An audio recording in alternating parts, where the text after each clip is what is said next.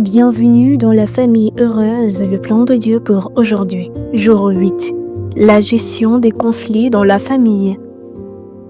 Heureux ceux qui procurent la paix, car ils seront appelés fils de Dieu. Matthieu 5, verset 9. Dans toute famille, les conflits existent. Aucune relation humaine n'est parfaite. Mais ce qui fait la différence dans une famille, ce n'est pas l'absence de désaccords, mais la manière de les gérer. Dieu ne nous laisse pas sans repère. Sa parole nous donne des principes simples et puissants pour transformer les tensions en occasion de croissance. La Bible nous avertit d'abord contre la colère.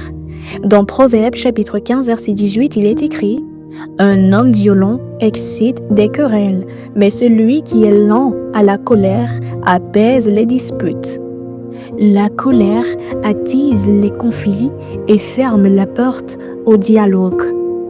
Dans une famille, apprendre à se maîtriser et à parler avec calme est déjà une première victoire. Ensuite, la sagesse consiste parfois à arrêter une dispute avant qu'elle ne dégénère. Proverbes chapitre 17 verset 14 déclare « Avant que la querelle s'engage, retire-toi ». Certaines paroles, une fois prononcées, peuvent blesser profondément. Dieu nous invite donc à faire preuve de discernement et à savoir mettre fin à une discussion lorsqu'elle devient destructive. La parole de Dieu nous enseigne aussi une attitude essentielle face au mal. Dans Romains 12, verset 17, l'apôtre Paul écrit « Ne rendez à personne le mal pour le mal. Répondre à l'offense par l'offense ne fait qu'aggraver les blessures.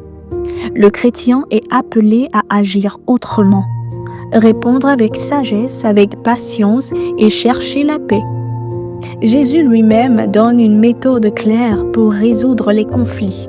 Dans Matthieu chapitre 18, verset 15, il dit « Si ton frère a péché, va et reprends-le, entre toi et lui seul. » Cela signifie que les conflits doivent être réglés dans le dialogue direct avec respect et vérité, sans alimenter les rumeurs ou impliquer inutilement d'autres personnes. La Bible nous donne aussi une règle très pratique. Dans l'Épître aux Éphésiens, chapitre 4, verset 26, il est écrit « Que le soleil ne se couche pas sur votre colère. » Autrement dit, ne laissez pas la colère s'installer dans le cœur. Les tensions doivent être réglées rapidement avant qu'elles ne deviennent des racines d'amertume.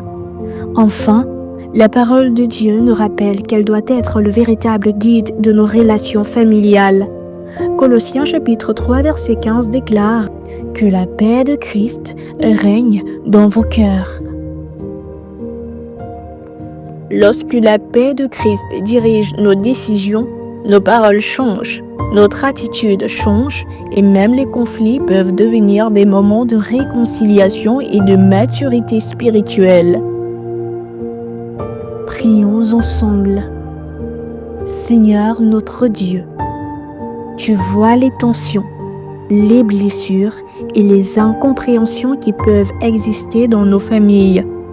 Apprends-nous à parler avec sagesse, à maîtriser notre colère et à rechercher la paix. Que ta paix règne dans nos cœurs et dans nos foyers, au nom puissant de Jésus-Christ. Amen. Retrouvons-nous demain par la grâce de Dieu pour l'étude numéro 9. Que Dieu vous bénisse, vous et votre famille.